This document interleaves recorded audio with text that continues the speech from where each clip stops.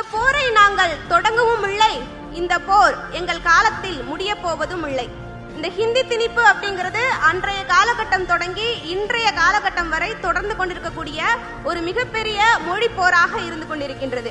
பிராமணர் அல்லாத பிள்ளைகளை தேர்வுல தோல்வியாக்கிறதுக்கு தான் இந்த ஹிந்தி அப்படிங்கிறது உதவுமே தவிர வேற எந்த விதமான அறிவு வளர்ச்சிக்கும் ஹிந்தி அப்படிங்கிறது உதவ போறது கிடையாது.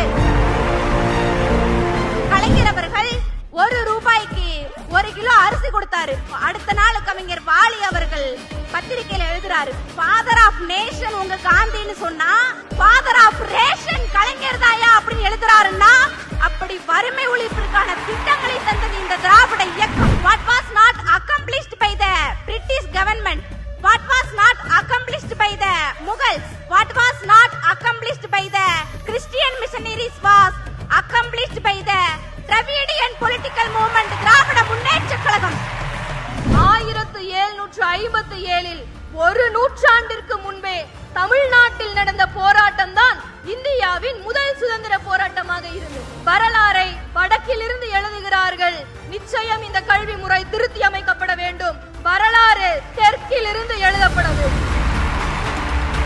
மாநில சுயாட்சி என்பது பகிர்தல் கிடையாது, அது பங்கீடு. பகிர்தல் அப்படின்றது என்கிட்ட 10 உரிமை இருக்கு, உனக்கு போனா போகுது 4 தரேன், எனக்கு எப்ப வேணுமோ நான் எடுத்துக்கிறேன்றது பகிர்தல். ஆனா பங்கீடு என்பது என்ன? உன்கிட்ட 10 இருக்கு, அதுல எனக்கான உரிமை படைத்தது 5, அந்த 5ஐயும் நீ எனக்கு கொடுத்தே தீரணும் அப்படின்றதுதான் பங்கீடு. அந்த பங்கீடு தான் மாநில சுயாட்சி.